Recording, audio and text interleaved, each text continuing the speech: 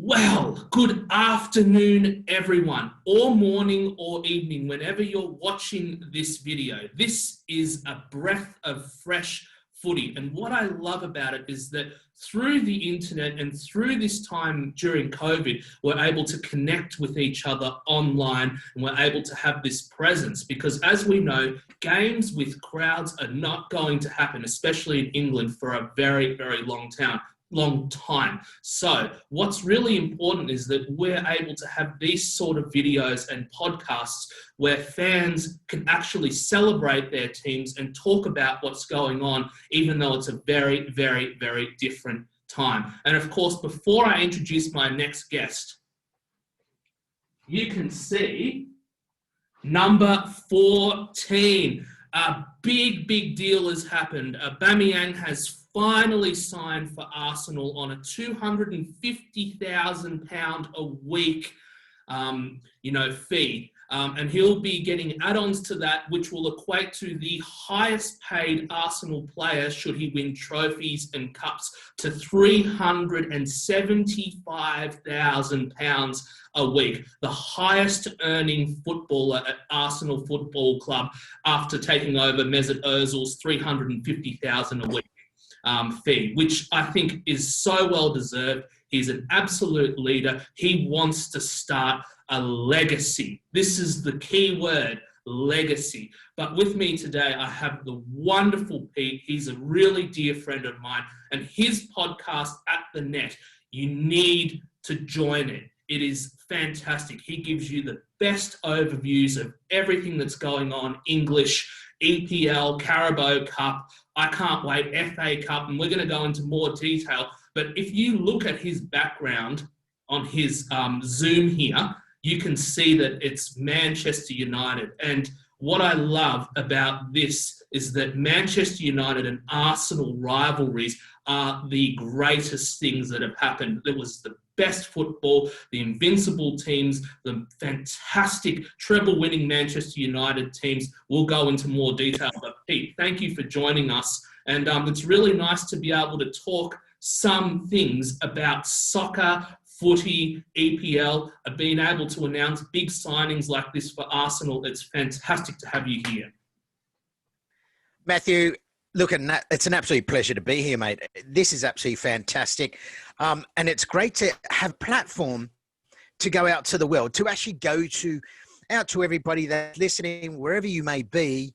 I tell you what, the world game, it's only getting better and better and better.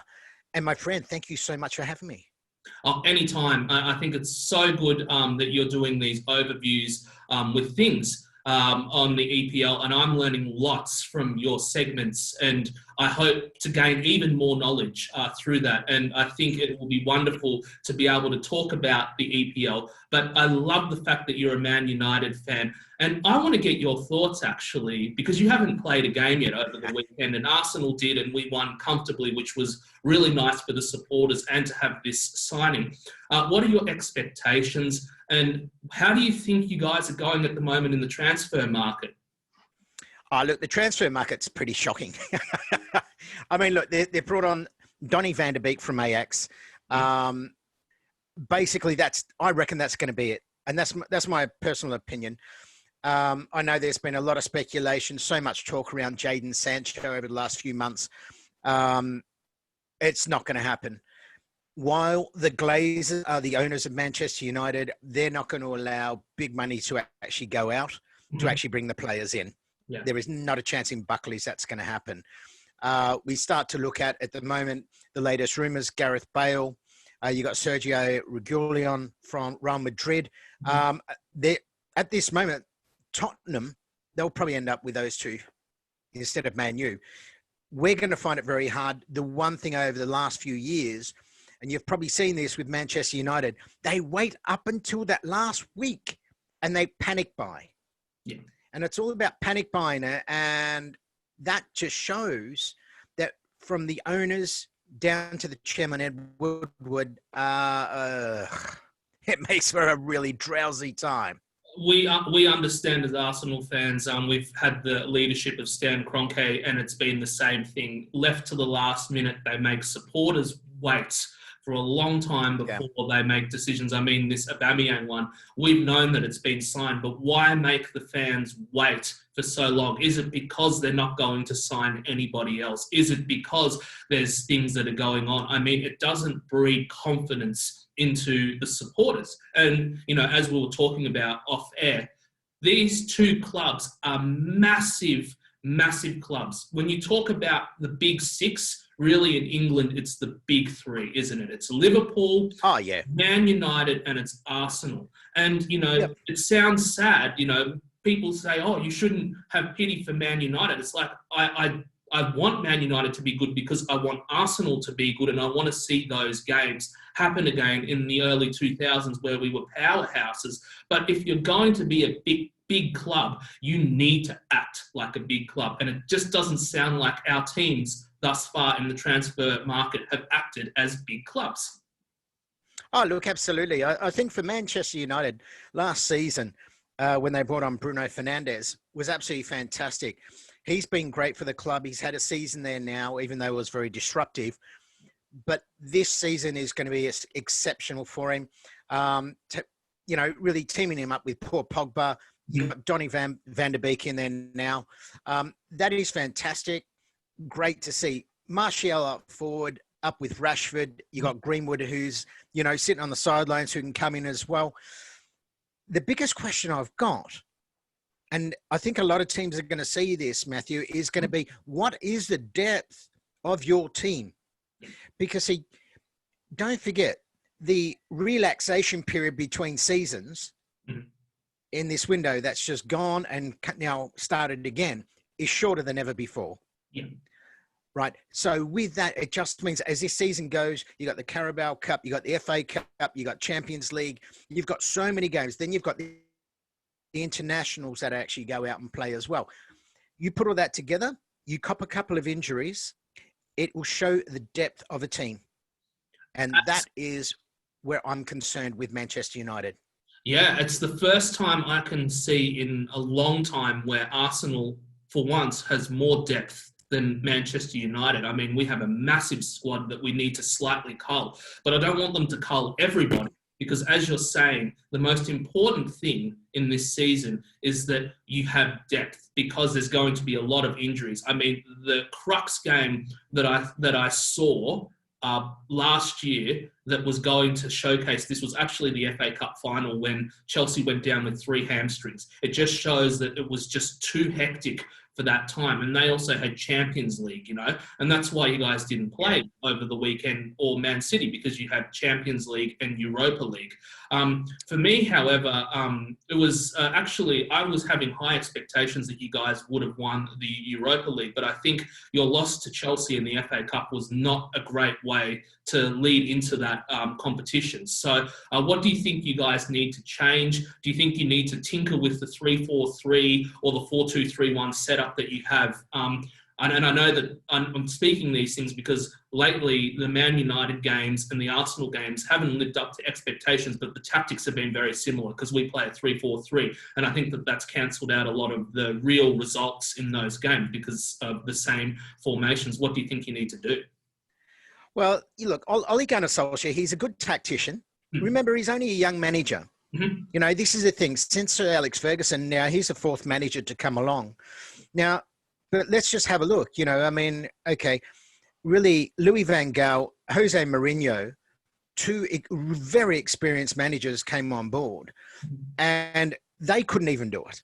Because once again, you need access to good players. You need to bring in other players as well. And see, it's amazing. And I'll digress and come back. When you look at, for example, Barcelona, now, Lionel Messi, right? The world's best player. There's no doubt about that. When you look how he plays, is phenomenal. You could put him in any team. That's going to lift the team to such a level. And that's why the very good players out there can do that. So let's come back to where we are now.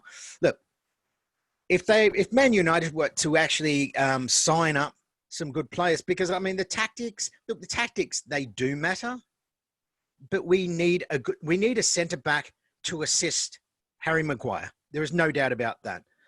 Okay, we got Donny van der Beek, right? He's in the central midfield, but then we also need a left winger as well. Now, you got Aaron Wan-Bissaka, he's running up and down that wing. But, Daniel James, look, he only played a couple of games last year. He has not stepped up. So, and this is what I'm talking about. When you don't get these players who they've come into the side, they haven't stepped up. So you need to have a look at things. Ole Gunnar Solskjaer has actually said to Daniel James this year, you need to step it up. Now, he will step it up. I've got no doubt. Absolutely no doubt. But then, see, there could be a silver lining to everything as well. We may all be sitting here going, well, you know what? No one big's coming. Yep, Donny van der Beek. But what if those three, Pogba, Fernandes, and Van der Beek, actually connect really well together? Could be just enough to lift United a bit to come in. I mean, so looking at the tactics, I'm not that concerned about the tactics, whether it be a 5-3-2, 4-3-3, whatever it may be. It's just having the depth of players to be able to play that tactical game. Yeah, I agree. And you know what I've noticed? Again, a first in a long time. Actually, Arsenal has addressed their centre-backs, which is great. And you know what they've done, and I'm really, really pleased to say this, is that they've started to get some tallness back into the team. And what I really loved about those old Man United, old Arsenal teams were they had talls, they had players that were very simple with what they did, but extremely effective. The person or the people that I want to compare are people like Vieira, Scholes, Giggs, Campbell. What did they do so well in English football? They kept it simple, but were so effective with their passing. They were able to change games with 2 kicks in the game. You don't need to do very much. You don't need to do all these fancy tricks like what Messi and Ronaldo have done. Of course, they're phenomenal players, and we don't bag them. We know that they're probably 2 of the greatest players that have ever played the game. But English football is not a tricky phenomenon. You have to just play really strong, aggressive football that just is very, very effective. And if you can kick a long ball with those and have lack of injuries like those players did. They were never injured. They just knew how to play the game, They didn't need to go tiki-taka or all this sort of stuff. And I'm starting to actually see that finally with Arsenal because they're getting the big players in there. You know what I mean? And I think United, to really get that spirit back, need that sort of thing. What do you think? Oh, look, I completely agree. Look, there's 2 players I'm going to say, Roy Keane and Rio Ferdinand. Right. They were fantastic when they played down the back for United. Absolutely fantastic. Now, Roy Keane, I tell you what, Gutso, working class man, and I tell you, he didn't take any crap. He went in there and he threw himself wholly and solely. He would go up to someone and he'd push him. He would do whatever. But these guys, they were just into it. They were just that real working class player. That there was nothing behind the scenes, if you know what I mean. Loved it. I'm starting to see these days, there's a lot more. And look, a lot of it comes down to social media and everything. You look at Mason Greenwood. Recently, debuted for England. Over in, exactly, you know where I'm going. The old hotel room. Thank you very much. I'll get a couple of young Dutch girls up to the room and we'll say thank you. These young boys, they're going to learn. He's going to learn the hard way. And he will. But this will only make him better. And I think what they do need is you need almost the boys to be men. And remember, soccer players are getting paid hell of a lot more money than they were 10, 15 years ago. And we've got to remember that. And with that, they go out there, they do their endorsements, they do their charities, and they do all these wonderful things. But, where's the guts of it all? And that's all I can say. Where is the guts that you can actually go up to a player? And I remember that faithful game, Zinedine Zidane, when he was playing for Real Madrid and he headbutted one of their players. A bit of oomph, a bit of thank you very much. Nothing wrong with that at all. Absolutely. And I think, what I'm enjoying, because I'm going to compare with Arsenal, what's going on there. What I'm seeing in the team finally is that, people badmouth Luis, they badmouth Willian, or Chelsea fans in particular, because I think actually deep down they're sad that they're gone, because what they create is this presence. And within the team, there's no rubbish that's going on. So they'll try and dictate the play, and they'll say that this is unacceptable. And what I love is that the leaders, even Aubameyang himself, they work really hard. But they know that if they don't work hard, especially with somebody like Arteta, he's like the smiling assassin, because he's ruthless in the back room. And you know what I loved about Keane? Keane's not that sort of person. He'll say it how it is. But he was that's ruthless. Right. Do you know what I mean? And you need ruthless leaders. And sure, maybe we can't compare, these teams of now. But even with social media, you don't have to not be ruthless. Do you know what I mean? You can actually say to your players, I expect more. And what I think Arsenal are starting to do much better, and you nailed it, it's the defence. And what's happening is, because they've got now bigger bodies, the keeper's situation, even though we're going to lose Emi Martinez, Leno's a fabulous keeper, right? But because the back line can be a bit more trusted, what's going to happen? Leno's going to go in harder when they make mistakes, because he knows that it's not going to happen all the time. He doesn't need to conserve his energy. And the last 6-7 years, because we've had the most, I'm going to put it out there, Arsenal have had the most suspect defence. Of course, all the keepers are scared to do anything because they don't know what's going to happen in front of them. So finally, we're building this brick wall. And I think Man United are trying to address that with Maguire, so that, De Gea doesn't have to be the starlight. And of course, everybody's bagging De Gea. But what he's done over 6 years, of course now he's tired, you know what I mean? Because he hasn't had that support. Yeah, exactly. One man by himself. So you're and that's why they brought Dean Henderson back from loan, and really Sergio Romano's gone, Henderson's come in, and really it's going to be a tussle between those two. But look, I think De Gea should retain the number one goalkeeper. Mm-hmm. Look, time will tell, and I think this season's going to be one of those seasons of who is going to be the number one goalkeeper. They're both going to get a chance. That's first and foremost. But, that's going to be the thing. I mean, we haven't seen Man United play yet. They play against Crystal Palace this weekend. But what impressed me with Arsenal, they played Fulham, right? They played Fulham. Gabriel, absolutely fantastic. Willen, again, brilliant. So they played a nice style of football.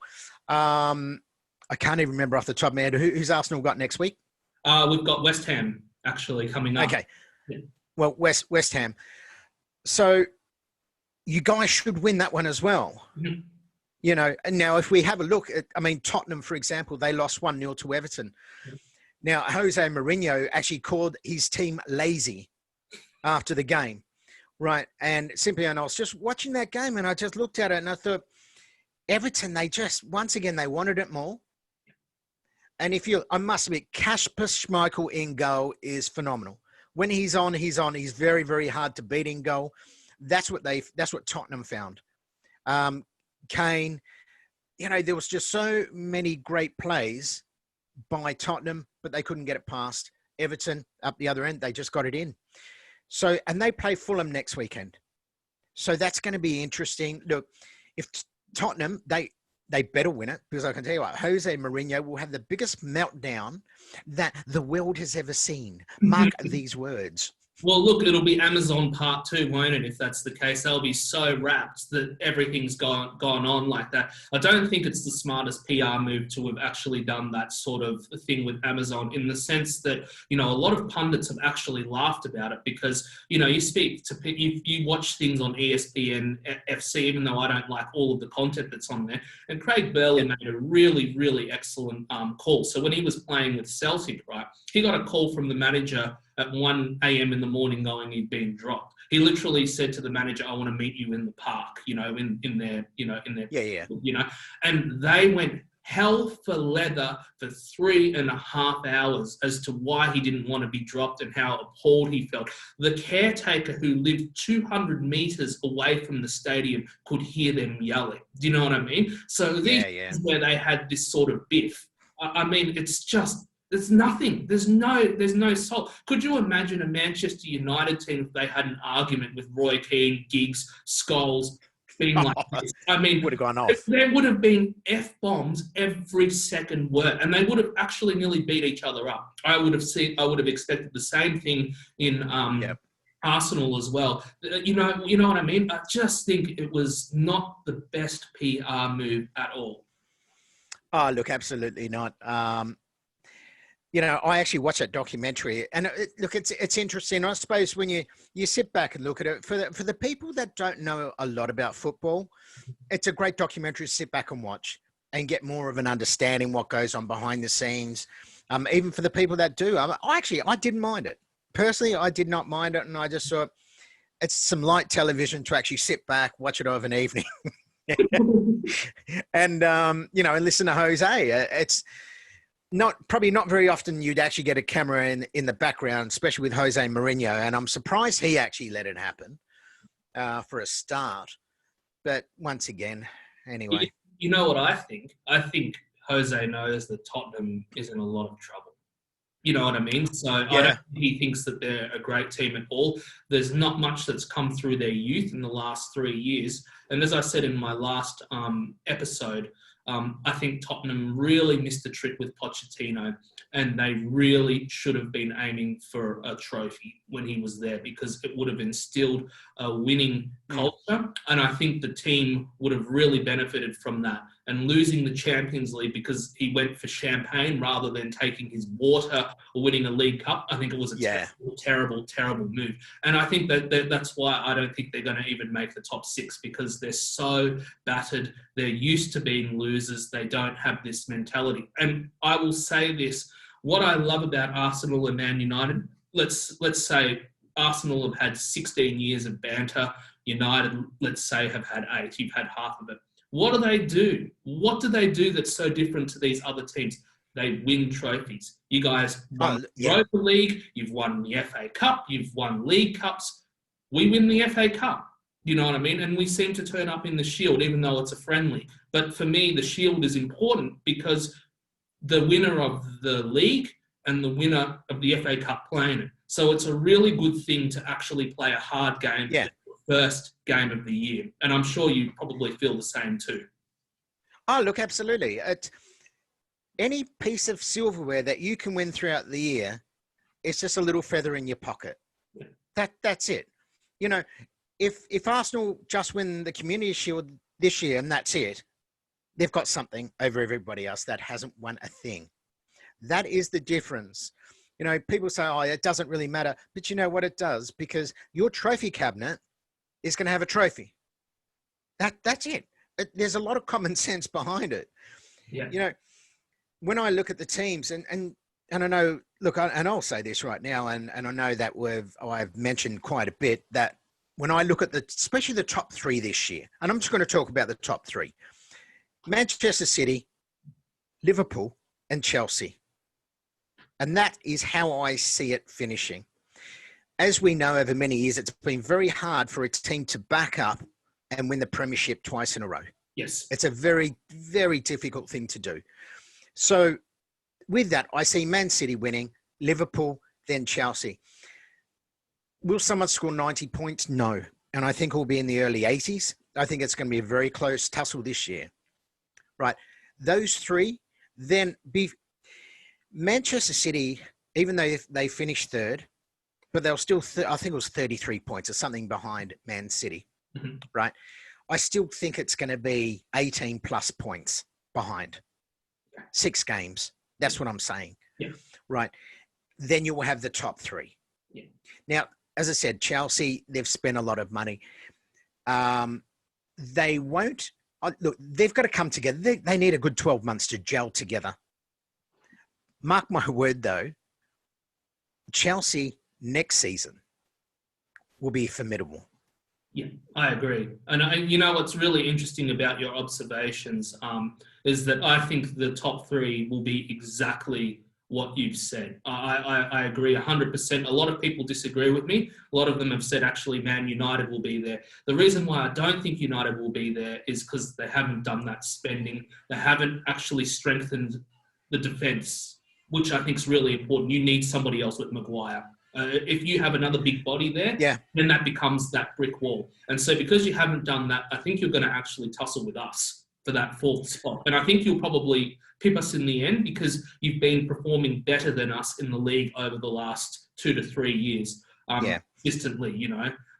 But, you know, my observations for our two teams are that we need to at least win one cup each. Do you know what I mean? So whether it be the FA Cup or the League Cup, if we're going to actually get better and challenge these top three, we need to keep winning silverware. Because what you then do is if you can progress through the cups, even whether it's Champions League, whether it's the FA Cup or whether it's the League Cup, you have to win all of your games to get into the final. So there's probably about 6 games. If you add each of the cups up, there's probably 30-something games already in there. And once you start getting absolutely in the cups, then you can bring it to the league, which is what these teams do. They can go 38 games in a season consistently and pull out results and draws when they need to.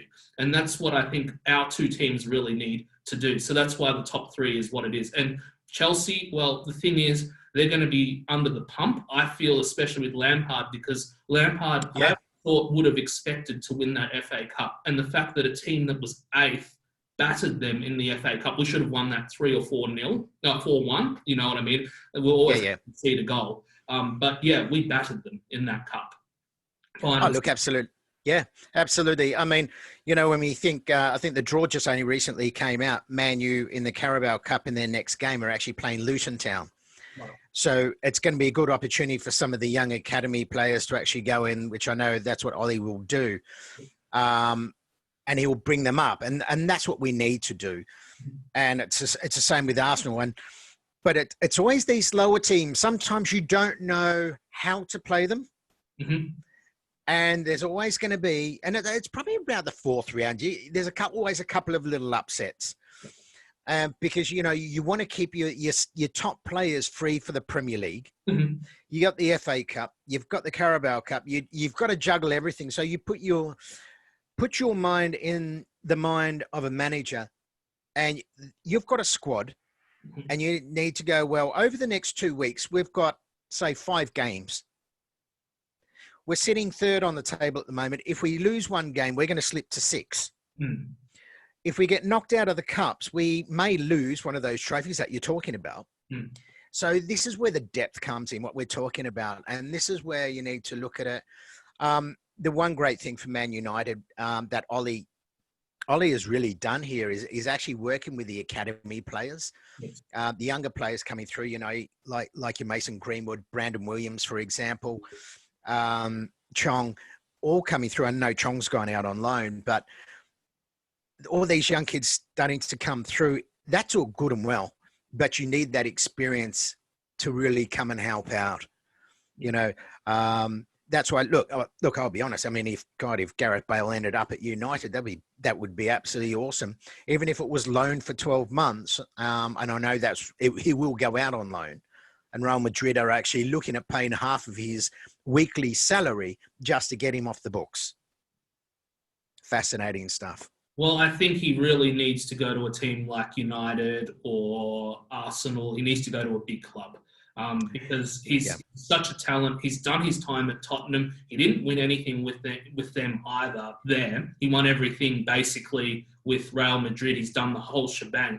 Why not just go to a top English club, you know, like a place where trophies are demanded from their fans. Do you know what I mean? Whereas with Tottenham, it's like, I feel it's a little bit of it is a banter club in that sense, because they should have won at least 3 trophies with that team because of what they did with the academy. And I feel Arsenal and I feel Man United have done what sort of Tottenham have done, and they're bringing through academy players. Like for us, Saka, you know, fabulous player, Rob Holding, all of these players that have come through the academy. Oh, they're so good. Ainsley Maitland-Niles, what a big boy, 6 foot academy, freak show. He's playing now in the England team. He can play in any position, and this is what you've got to do. But then you've got to sign your best players. And I love, if I go this way, you can see Aubameyang holding the cup. Yeah. You need those big signings. But I've heard also on the grapevine that Pogba's going to probably stay, isn't that right? He's going to be there. Look, Pogba will stay. There's no doubt about that. I just think the great thing that Ole Gunnar Solskjaer has done there, he's putting that stability. And just having that stability across the team, it gives them that consistency every week in, week out. So when you think about it, hey, okay, yeah, we've got Van Beek on board. If nobody else comes on board, and if we're to go through relatively unscathed with injuries throughout the season, hey, anything can happen.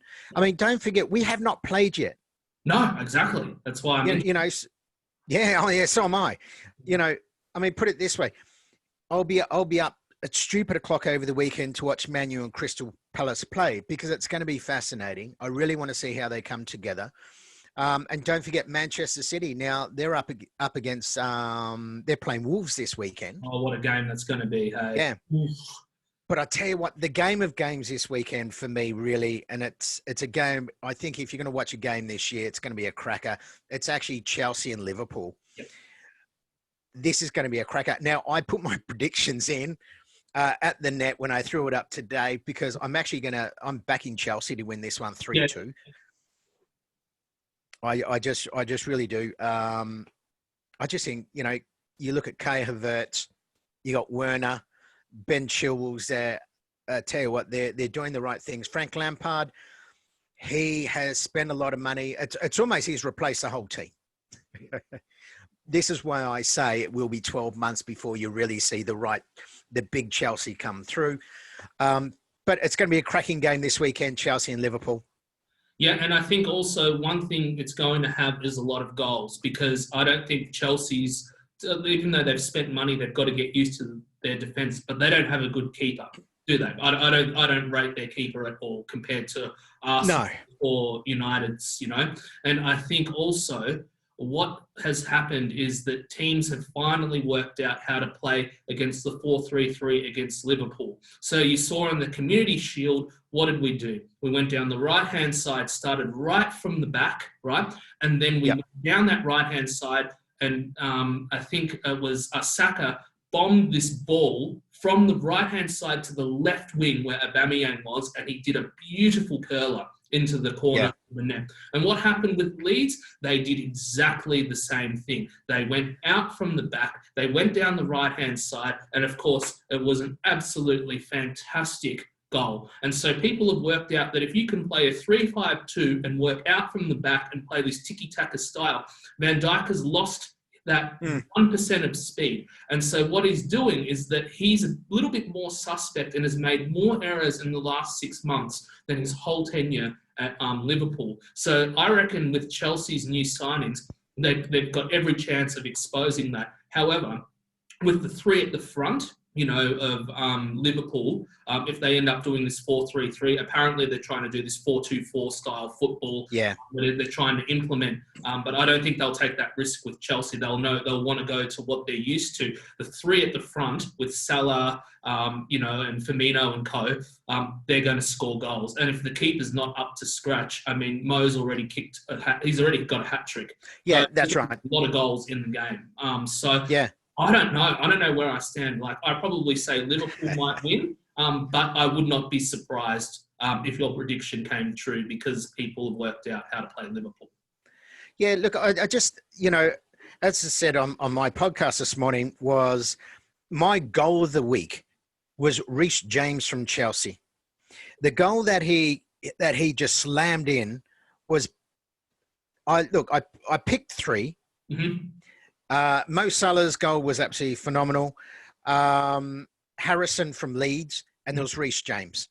But Reece James's goal, the power behind that kick, that was, no one, I don't care. Nobody would have stopped that. No. That was just absolutely phenomenal. I was surprised he didn't put Aubameyang's in there because it was like men's versus boys, kids playing candy. He literally had this thing where he got the ball and you could see his eyes light up. It was like at training. So he had a cone at one end of the thing and he's like, okay, I'm going to just touch the cone. I'm going to put an X there. I'm just going to literally place the ball. It was utterly world class. So I was surprised you didn't put that up there, but I can understand why with the other three. Oh, yeah. Now, look, Aubameyang's goal he was probably in the top 6. Yeah. And then obviously I just knocked it down because when I look at it, there were some great goals scored. There were some great headers over the weekend. But those particular 3, I think Harrison from Leeds was that was a great goal. Mo Salah, look, he's always going to score fantastic goals. But that particular goal from Reece James, the way they set it up and he just came around, he just plucked it and it was that was divine. And it would, in my book, it could be one of the goals of the season. It's only match day 1. I mean, crikey Moses, we've got so much to go. Absolutely. So it's going to be full on. It's going to be one of the most insane seasons, and I'm really looking forward to it. But before we finish up, even though I don't want to, I wish we could go for 4 or 5 hours because we could. I'd love on a breath of fresh footy before we get into your top 6 and things like that. Remember to subscribe to us on YouTube. It's called Breath of Fresh Footy. And also subscribe to my friend Pete's page on Facebook. It's getting shares and everything. It's at the net. Remember to do this. Keep football relevant, especially in Australia and in Melbourne where we're locked down. We've got the time to support these teams. Keep us relevant. Subscribe. So before we get into finishing this, Pete, I was going to ask you, I want your top 6, even though I think you've said it already before. I want your relegation 3, because I'm always intrigued. And then I want your golden boot. Okay. All right. So the top 6. Now, starting from number 1, Manchester City. And I think they will win the premiership by 2 points over Liverpool. Wow. Okay. 2 points. Right. This is how close I reckon it's going to be. Then we're going to be looking at Chelsea. Right, write it down. I'll be interested. We can just look back. Yeah. Chelsea. I'm going to be looking at Manchester United, who will come 4th. But I reckon Arsenal will come 5th. Right. I'm going to throw. It's a tough one. It's a real tough one. You can ask me again in 2 weeks once the transfer market's finished. But I reckon Tottenham, if they get Bale, I reckon Tottenham will go 6. But if they don't get Bale, I reckon I might even throw in there Leicester City. Ooh, very good. Yeah, I had a bit of a predicament with a friend, actually, who did my first episode, because I thought Everton was going to do really well, because I think they've had a real excellent transfer market, and I think they should have won 3-0 against the Spurs. James Rodriguez played a great game. I actually said this morning, his pass accuracy was 86%, which is absolutely phenomenal. But once again, look, they will finish in the top 10. Oh, now here's one for you, and I've got to throw this one because it's not in the top 6. They're not in my bottom 3. I'm going to go at round about 10 or 9 will be Leeds United. I think 10 or 9 as well. I agree, 100%. And I think what they're going to do is they're going to do what Wolves did. And we'll touch on this for a sec before we get your relegation tips. What Wolves have done so successfully is that they started off and they got the nitty-gritties right. So what do you need in a successful team? You need a really good team in the championship, and you need a really excellent head coach manager, which is what they've done. Leeds have done exactly the same thing. They've come in with a team that absolutely battered everybody in the championship, and they proved on the weekend they can match it with the best because they have an actual team. They're not needing to buy all these players to compete. They have a team ready to go. And when they add their transfers, it strengthens the team. So they can get rid of players, but they can still strengthen it. Whereas I feel that's different with West Bromwich, and we'll get into the relegation stuff, and Fulham in particular, is that they're spending a lot of money to make their team strong, but they're not as strong. So, for instance, West Brom, they're a really good team. They have some defenders. Kieran Gibbs was from Arsenal before, but they didn't have a forward line. So they have to actually spend money to do that. And, of course, Fulham have spent a lot of money, but they don't have that team. You need a team from the Championship to compete. So now we'll get into the relegation 3. Well, you've already said 2. So, okay. Finishing in 18th spot. Now, I reckon it's going to be Crystal Palace. Mm-hmm. In 19th spot will be Fulham. Mm-hmm. And West Brom will finish bottom. Yeah. That's my relegation. Wow. Okay. I think West Ham, it's going to be between West Ham and Crystal Palace for that 3rd spot of relegation, I think. But they're my bottom 3. Okay, cool. I was slightly different. I thought West Ham was probably going to be in there, but my outside test was going to be Brighton, because I think they've done really well to survive. Right. I don't know how much longer they can hold on with what's going on. And I mean, when Brighton was in, when Brighton first came in, they've done so well to do this, and to grit it out. There's a certain limit, as to how long you can hold on with things. And I think that could be an Achilles heel. So that's my outsider thing. So I reckon we can swap West Ham and Brighton. But yeah, good. I'm glad that you did something different with Crystal. I would not have picked that, but we'll see. I reckon you could be right on the money. And now the crux question: who's going to win Golden Boot? Okay, Golden Boot. Oh, gee whiz! I tell you what. I'm going to throw this guy out there because you know what? He was the Golden Boot winner last year, James Vardy. Okay, cool. I would not be surprised. He's a goal scoring machine, and if you think of Leicester, if he stays injury free for the year, he'll win it, and I reckon he'll do it quite comfortably. If you look at the majority of teams who have got, even with Man United, when you've got Rashford and Martial, you've got 2 goal scorers. He's their main goal scorer. Yeah. He's the go-to man all the time. And it's going to be a quick little chip, boom. And he's very, very good at what he does. So I'm going for James Vardy, back-to-back Golden Boots here. Wow. Okay, cool. So my thoughts were with, the Golden Boot, it's going to be very hard for the Liverpool strike force because they can split it 3 ways. It's going to be very, very difficult, for Man City because they've got 2-3 strikers. Do you know what I mean? Aguero could do it again, but he's injury prone. My thoughts were that the 3 in line for this, and your reasoning right on the money, is that Pierre-Emerick Aubameyang is Arsenal's main goal scorer. Harry Kane is Tottenham's main goal scorer, and Jamie Vardy is Leicester's main goal scorer. Do you know what I mean? I'm going to pick Pierre-Emerick Aubameyang, and the only reason why over those other 2 is that, touch wood, just doesn't get injured. You know what I mean? He was out for 1 game last year, and he's been playing in a pretty spud, dead Arsenal team, and he can still kick 29 goals in a season. I think I'm backing him to kick 30 in the whole season in all competitions. He still kicked 22 goals when we were going through the worst run and the worst breakup of coach and everything like that. At that time, we were the banter FC at that time, and he still plucked all the goals. And what he's got even better now is that he used to miss the sitters.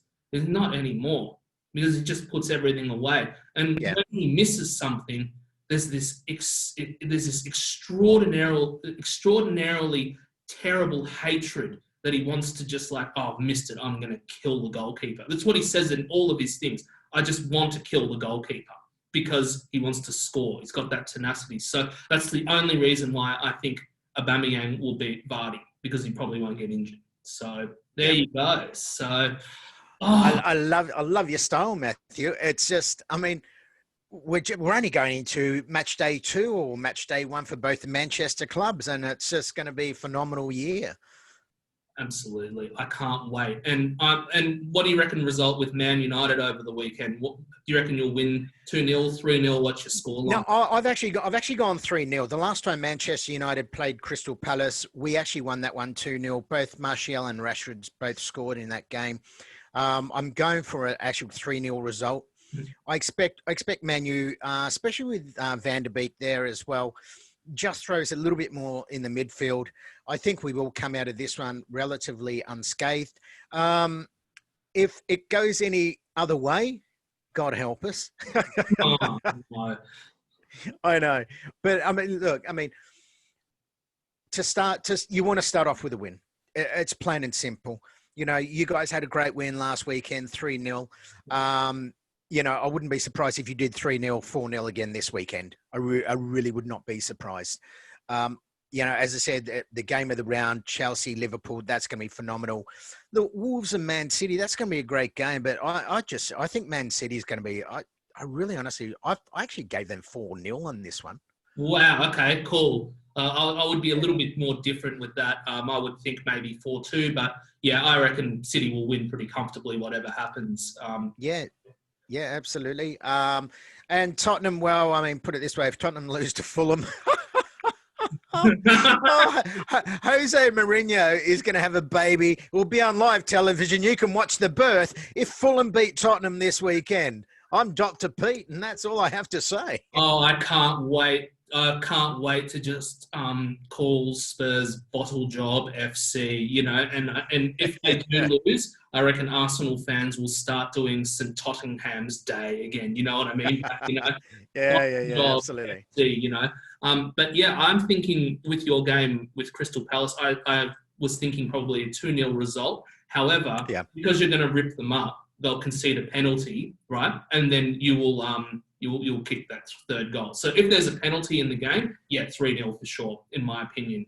Look, and no doubt there will be a penalty. I think we ended up with 22 penalties last year. It was the top in the league.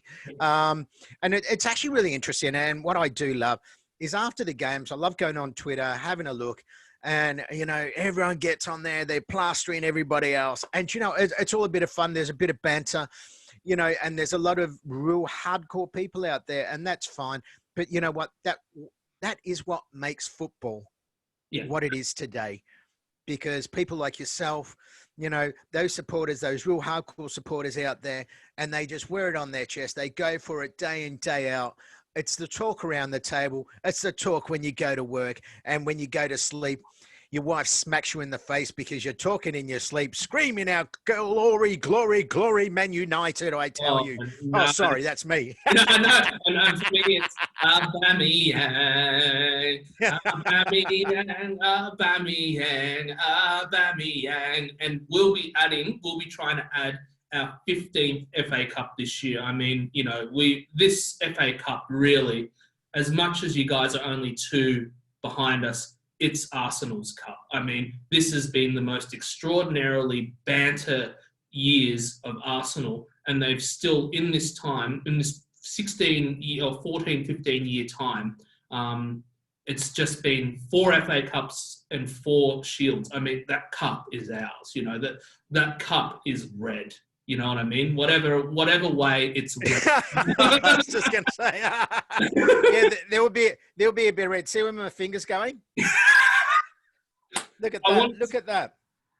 Yeah, I know. I hope it's a FA Cup final. Man United, Arsenal going head to head. You know, that's what I really, really want to see. So yeah, and then Fernandes gets a penalty on the 95th minute and kicks that final goal to win 4-3. The thing is, right, of all of the results in the FA Cup, the one thing that I can say with extreme confidence is that, in general, all those games have all been wrapped up before the 80th minute, except for Hull. Yeah. You know what I mean? That's why I say it's Arsenal's cup, because they just know, they just have this killer instinct. If they go behind in the game, a random will pop up and just score an amazing goal, or it'll be Aubameyang. You know what I mean? Ramsey was our cup saviour, and now it's Aubameyang. So, fingers crossed that we have a really awesome Man United an Arsenal final in whatever cup it is. You know what I mean? I really want to see. Look, absolutely. So 100%. And, for all those people that do live in Australia. Now, the whole Premier League this season is on Optus Sports as well. So, I know up until, I think it's September the 27th, actually, they've actually got a special for the whole season of the Premier League. So, jump on, because I've got it on my iPad and on my phone. So I do wake up, throw the earpiece in and watch the game, whether it be 3 a.m., 5 a.m., 1 a.m., whatever that may be. Look, do it, enjoy it, have a chat about it. And, it only gets better from here. Absolutely. And if you're like me and you're a bit more technologically wanting to put it on a bigger screen, sign up on your laptop, get a HDMI cable, hook it up to your TV and watch it on your TV. It's absolutely extraordinary. So again, I've got, go for it. I was just going to say, I've got Chromecast. So I just, from the telephone to the television, 55 inches of Manchester United. You've got to love it. And all I can say is always forward. So we'll finish up right here. I'd love to thank my really good friend, Pete. Subscribe to At The Net. Remember to also subscribe to Breath of Fresh Footy. And we'll be doing many things together, I'm sure, this year. And thank you very much for being on board with me today. It's always a pleasure. Absolute pleasure, Matthew. Cheers, buddy. Thanks, mate.